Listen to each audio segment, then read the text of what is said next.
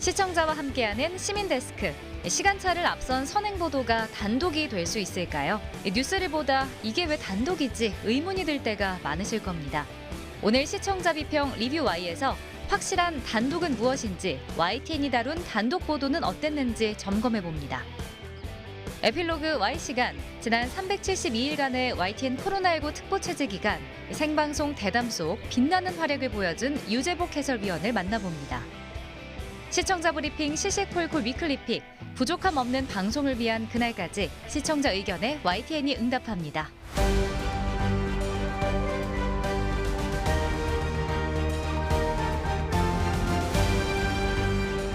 시청자 여러분 안녕하십니까? 시민데스크 강진원입니다. 단계적 일상 회복을 위한 거리두기 개편안이 지난 11월 1일 0시부터 적용됐습니다. 우리 일상에 많은 변화가 생긴 만큼 달라지는 건 뭔지, 또 주의해야 할 것들은 무엇인지 잘 숙지하셔야겠습니다. 특히 확산 우려가 여전한 만큼 개인 방역 수칙 준수를 다시 한번 당부드리면서 이번 주 시민데스크 시청자 비평 리뷰 Y로 시작하겠습니다.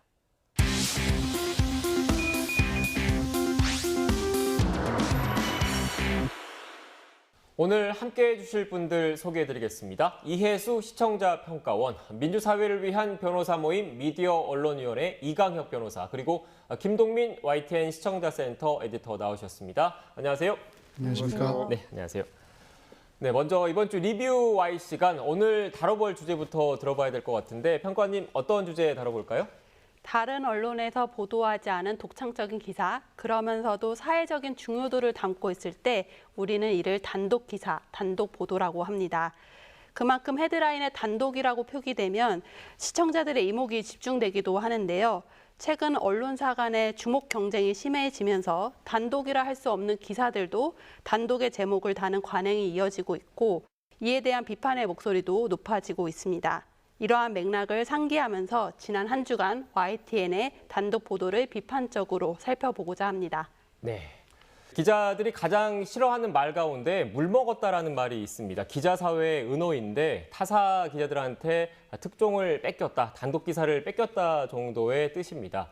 그러니까 역설적으로 이 단독 기사라는 게 기자 개개인에게도 얼마나 중요한 의미를 지는지를 보여주는데 YTN 단독 보도는 어땠습니까? 우선 YTN의 단독 기사 중 사회적 의미가 큰 보도를 살펴보겠습니다. 10월 23일에 방송된 단독, 전동차 과열 안전장치, 수년째 고장, 까맣게 모른 코레일 보도입니다. 기자는 전동차 안전 관련 부품이 고장이 났지만 점검 없이 운행되어 온 사실을 보도했습니다.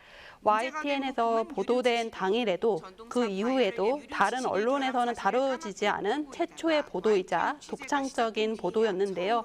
같은 날 이어진 또 다른 보도, 단독, 문제없다던 제조업체들 돌연 리콜, 취재 불응, 회유까지 또 중요한 보도였는데요. YTN 취재 이후 인터뷰에 불응하라고 윗단에서 지시가 내려오거나 부품 제조업자들이 사안을 축소하려고 했던 정황들을 심층적으로 밝혀낸 보도였습니다. 뉴스 가치가 있는 이슈에 대해서 처음으로 신속하게 보도했을 뿐만 아니라 정확성, 심층성 등에서 질 좋은 단독 기사의 요건을 갖춘 보도가 아니었을까 생각됩니다. 네. 사실 이런 고발 기사는 취재 자체가 쉽지가 않습니다. 그런데 이렇게 기사화가 됐다는 것, 그만큼 YTN 기자들의 문제의식 그리고 열정이 발휘된 게 아닌가 이런 생각도 해보는데 다른 보도는 어땠습니까?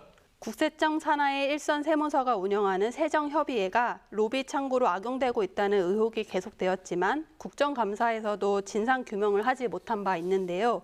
YTN은 10월 21일 단독 보령제약 종로 세무서 세무조사기관 샴페인 만남, 보령제약 관례적 수시 업무 보도를 통해서 로비 정황을 알 수 있는 제보자의 영상을 입수하고 국면을 전환시킬 중요한 내용을 다루었습니다.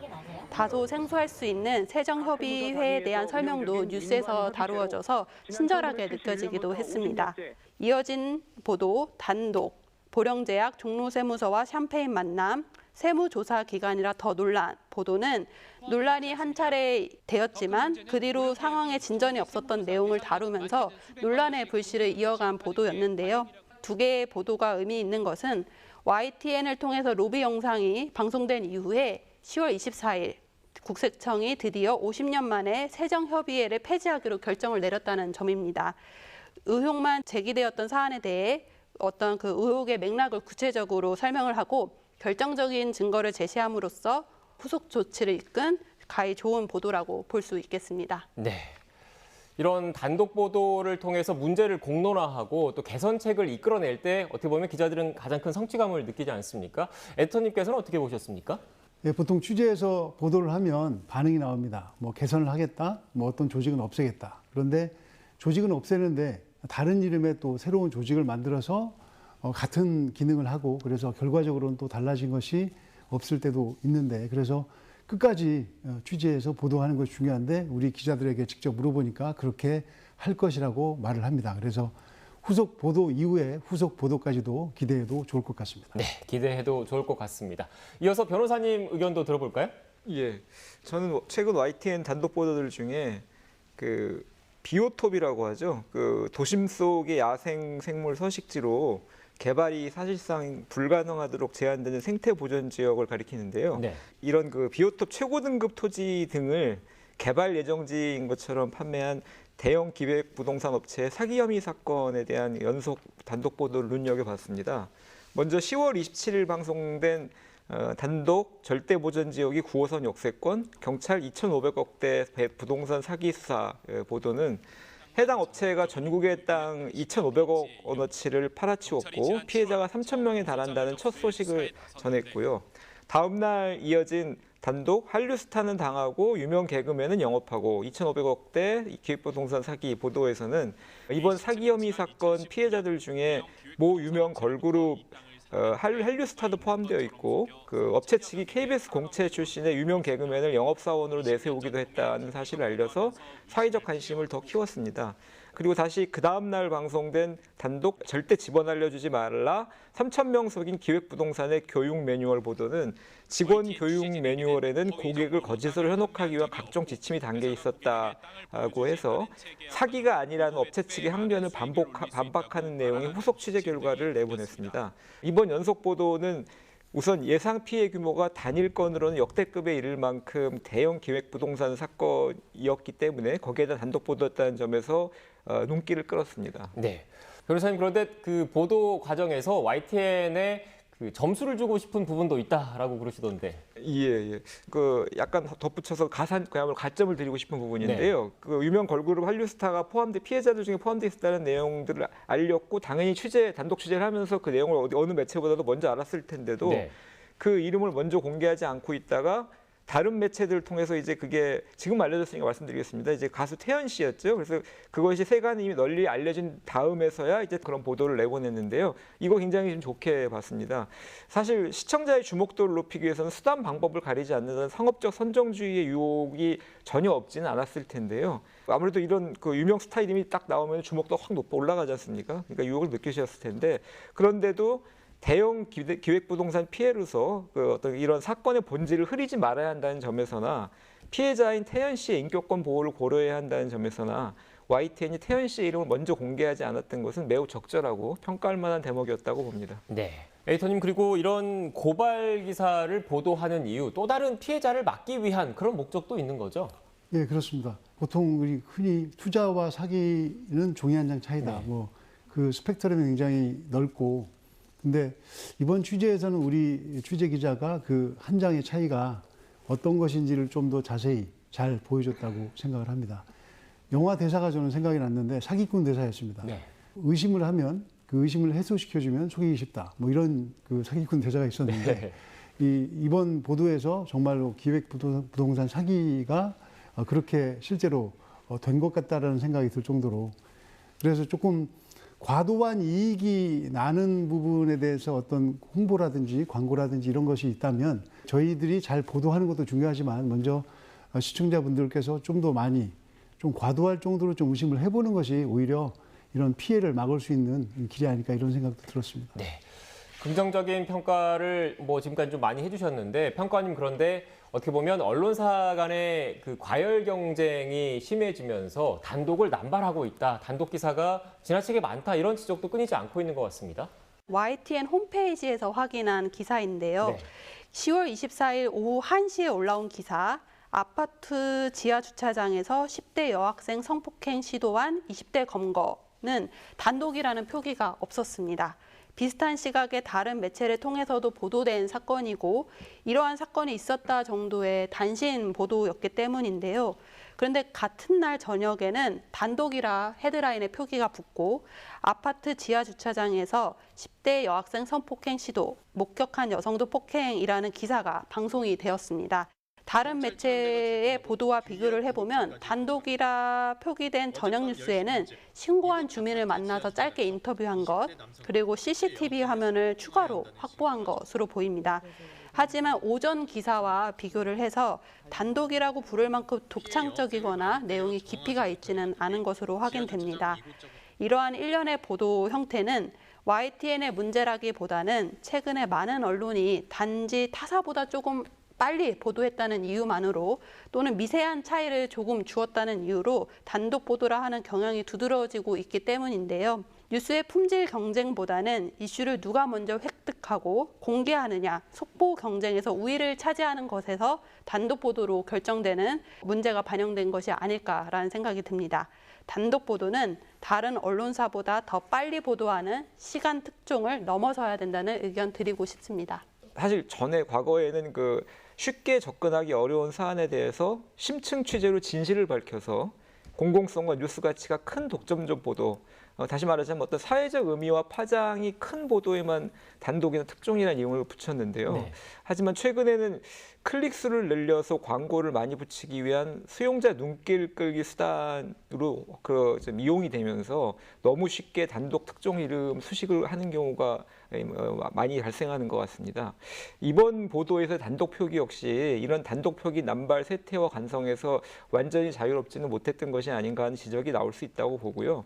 이번 기회에 YTN이 예를 들면 기본적으로 공통된 사실관계를 다루면서 일부 핵심적이지 않은 진전 사항을 추가하는 정도만으로는 단독이라는 이름을 붙이지 말자, 이런 식으로 단독 보도에 대한 분류 기준을 보다 엄밀하고 책임감 있게 정비를 하고 향후 운용을 해서 시청자의 신뢰가 보다 강화될 수 있도록 노력해 주실 것을 부탁드립니다. 네.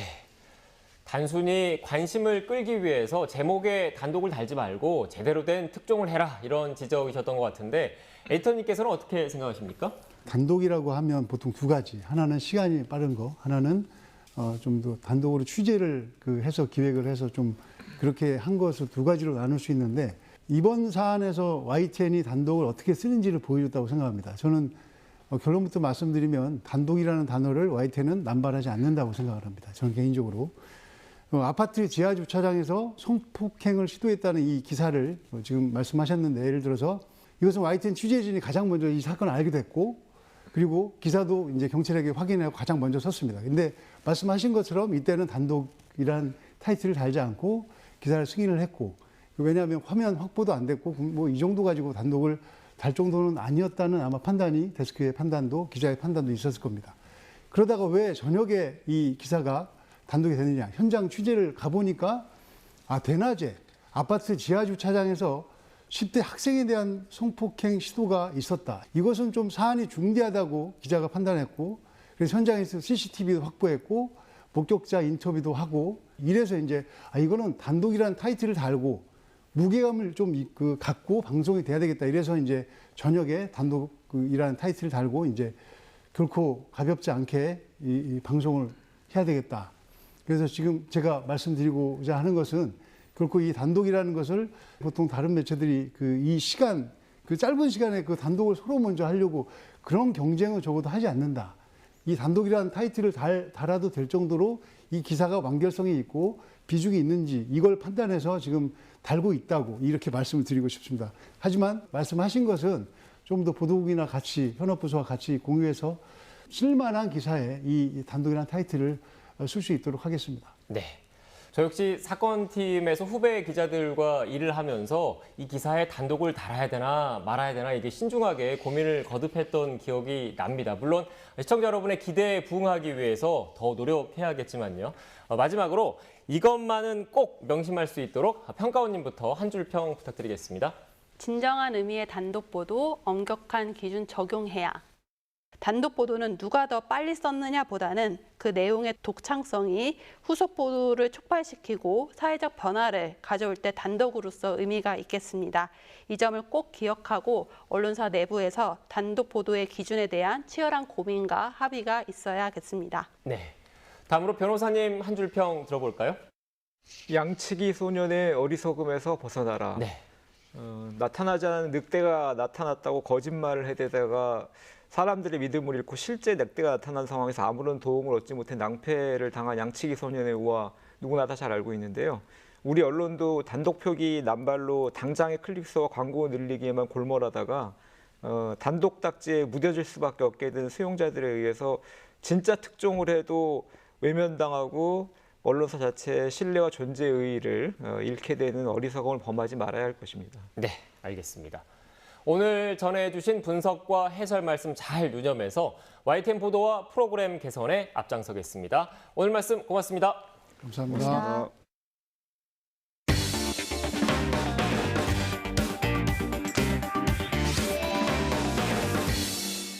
네, YTN 뉴스에선 들을 수 없는 방송 제작 뒷이야기를 들어보는 에필로그 Y 시간입니다. 오늘은 감염병 보도의 시작부터 단계적 일상 회복을 앞둔 지금까지 YTN 생방송 대담을 가득 채워주고 계신 반가운 얼굴을 만나보겠습니다. 지금 바로 확인해 보시죠. 오늘도 어김없이 열띤 대담이 한창인 YTN 뉴스 스튜디오.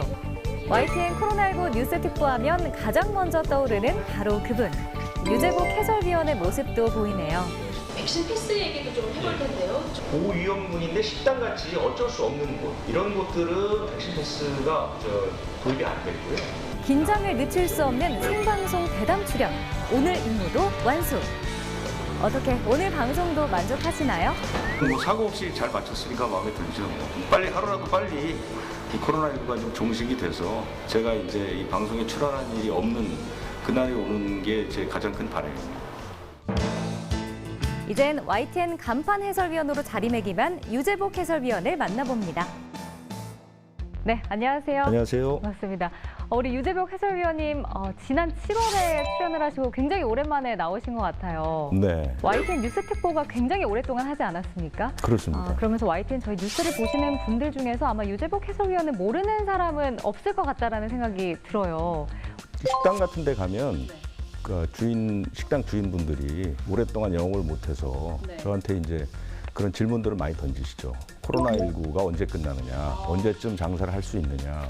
진짜 전문가라고 생각을 이제 하시니까 많이 아무래도 여쭤보시는 것 같아요. 예, 방송에서 저를 보니까 그런 궁금증들을 물어보시고 뭐 백신을 맞아도 되느냐 이런 질문들을 많이 듣는 편입니다. 네, 저희가 보니까 YTN이 372일 동안 뉴스 특보를 했더라고요.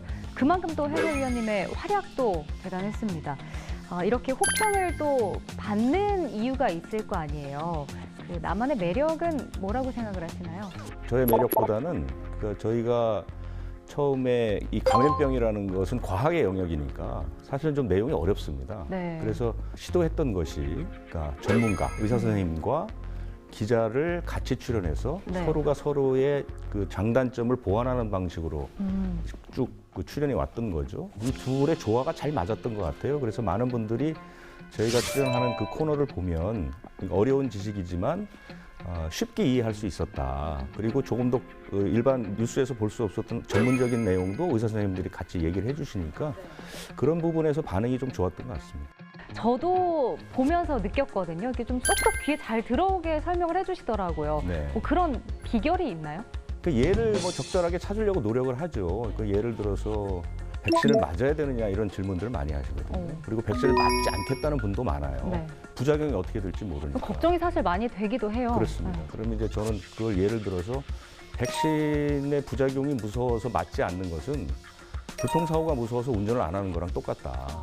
그러니까 우리가 교통사고가 나면 교통사고라는 게 예고돼 있지 않고 네. 어떤 사고가 날지는 모르지만 그것 때문에 운전을 아예 안 할 수는 없는 거 아니냐. 뭐 이런 식으로 예를 들어서 설명해 드리면 그 시청자들께서 쉽게 이해를 하시는 그런 편이죠. 그러니까 예시를 들어서 좀 알기 쉽게 전달해 네, 주시는 거. 저는 또 직접 또 같이 하면서 느꼈던 게 하나 있는데 코로나19 대담을 하는 중에 나한테 아무거나 다 물어봐도 돼. 난 다 대답해 줄 수 있어 라고 하셨는데 그 정도로 공부를 많이 하시면서 준비를 하신 거죠? 그렇죠. 왜냐하면 제가 의학을 다뤄본 적이 없는 기자거든요. 네. 그러니까 처음에 공부를 열심히 하지 않으면 출연 자체를 소화할 수 없다는 생각에 이제 공부를 하기 시작했고 400일 가까이 특보를 하다 보니까 제가 갖고 있는 그 정보의 방이 굉장히 많습니다. 제가 하루에 이제 일과를 시작하게 되면 국내 모든 신문이라든가 이런 것들 다 보고 시간이 지날수록 이제 뭐 논문 같은 것도 보고 하면서 꼼꼼히 다 정리를 해놓은 것들이 있거든요. 그래서 키워드만 넣으면 관련된 정보들이 다 나오니까요. 일반적인 뉴스와는 조금 차원이 다르게 자세한 정보를 전해드릴 수 있지 않을까 그렇게 생각합니다. 사실 372일 동안 저희도 이례적으로 이렇게 YTN 특보를 진행을 했잖아요. 하시면서 정말 많은 다양한 감정, 희로애락을 좀 느끼셨을 것 같거든요. 좀 절망적이었다거나 힘들었었을 때도 있을 것 같은데 언제가 좀 기억이 나세요? 절망적이었던 것은 코로나19의 정책이 비과학적으로 흘러갔던 시점들이 있거든요. 그때가 너무 절망적이었죠. 예를 들자면 지난해 10월쯤에 코로나19의 발생 상황이 좋지 않았을 때 네. 정부가 대책을 미적거리면서 사실은 3차 유행이 온 거 아닙니까? 그때 저도 방송에 출연해서 상당히 그 정부가 시기를 놓치면 안 된다고 비판했던 기억이 나는데 그럴 때 굉장히 안타깝죠. 그 반대로 감염병 이야기지만 그래도 좀 희망적인 부분도 보셨을 것 같아요. 희망적인 부분은 그겁니다. 대한민국 국민이 대단히 위대하다는 걸 느꼈죠. 왜냐하면 전 세계 어느 나라 국민도 우리나라 국민들처럼 정부의 방역 지침을 이렇게 잘 따르는 국민은 없습니다. 이것은 뭐 제가 개인적으로 감정적으로 드리는 말씀이 아니고 매일 데이터를 다루는 사람으로서 이제 하는 얘기거든요. 네. 꿋꿋하게 이겨오는 그런 모습들, 그런 모습들을 볼 때는 좀 경외스럽기도 하죠. 저희가 이제 11월부터 단계적 일상 회복으로 전환이 됐습니다. 네.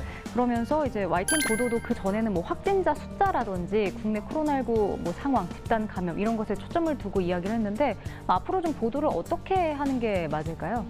어쨌든 정부는 그 일상적 단계 회복이라는 게 그러니까 발생에 주안점을 두는 것이 아니라 이것이 어떻게 중증이나 사망으로 가지 않도록 관리할 것이냐.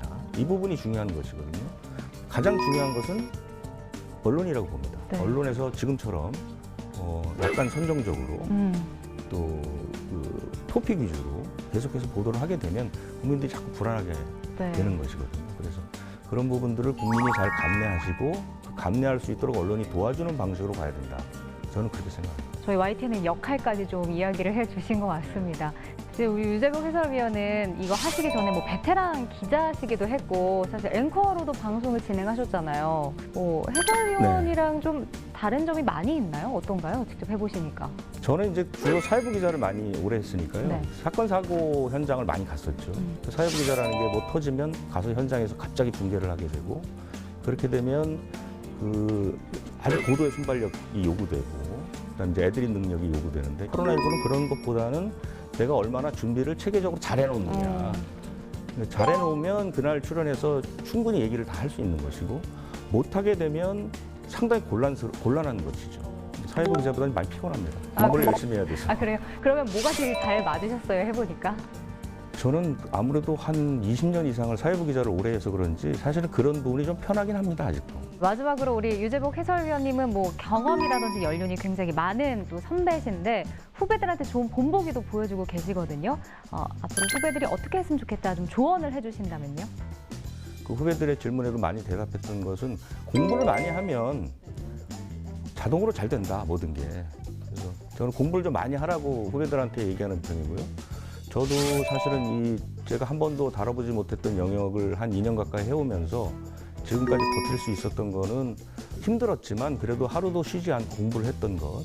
그 휴가를 갈 때도 항상 노트북을 가져가서 매일매일 상황을 보고. 휴가가 아니지 않았나요, 그러면? 뭐 그 외 시간은 놀았습니다. 하지만 네. 어쨌든 후배들한테도 기술을 배우지 말고 공부를 열심히 해서 팩트를 많이 쌓아놓으면 기술보다 훨씬 더 힘이 있고 지속 가능하다. 뭐 이런 얘기를 좀 하고 싶습니다. 가장 이제 쉬운 말이지만 또 어려운 이야기인 것 같기도 합니다. 공부를 많이 해라. 네. 저도 좀 새겨 들어야 할 것 같습니다. 앞으로도 우리 유재복 해설위원님의 다양한 그 주제와 또 코로나19 대담 시청자분들께 다양하게 전해주시길 기대하면서 오늘 여기서 마무리하겠습니다. 오늘 함께해 주셔서 고맙습니다. 네, 감사합니다.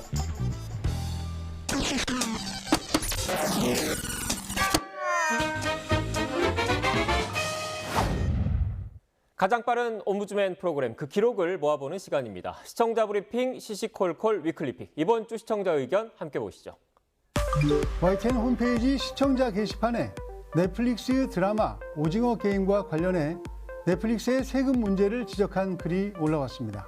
글의 일부 내용을 보겠습니다.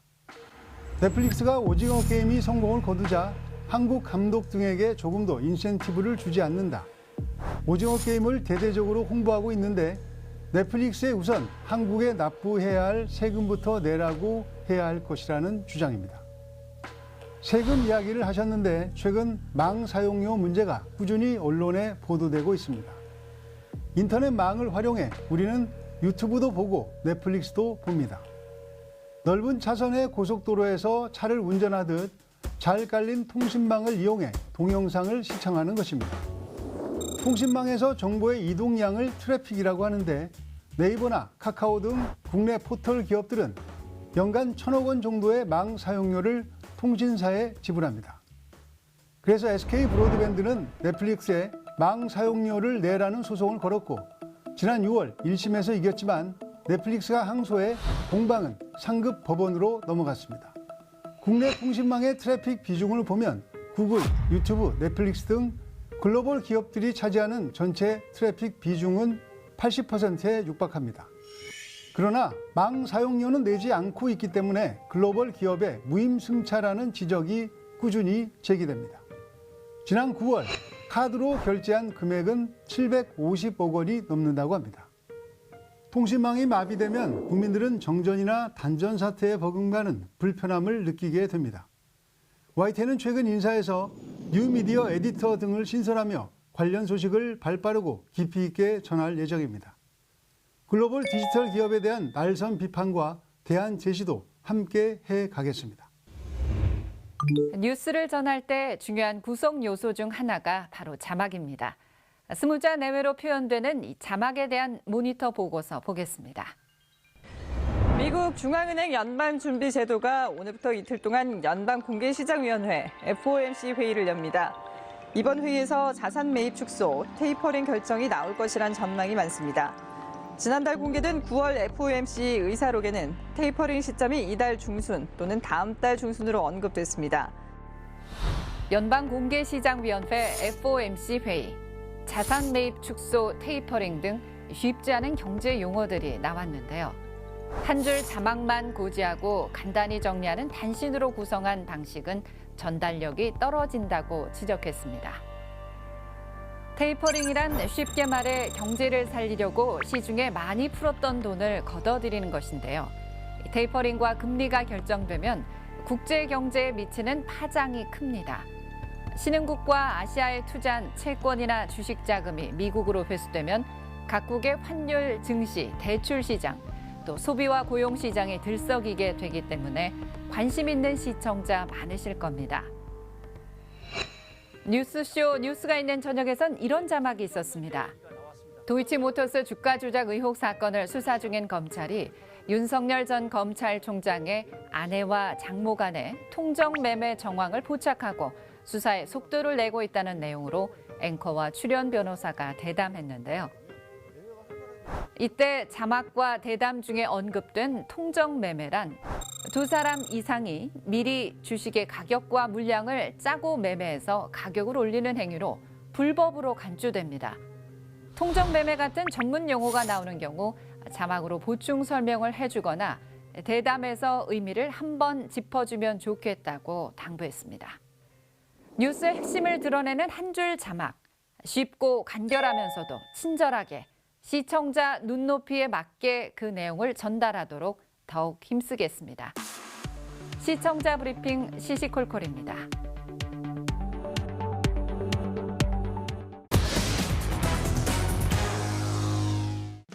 우리 사회의 정치적 현안, 경제적 모든 문제에 대한 기자의 시각과 판단과 지적이 모두 옳은 것은 아니라고 생각합니다.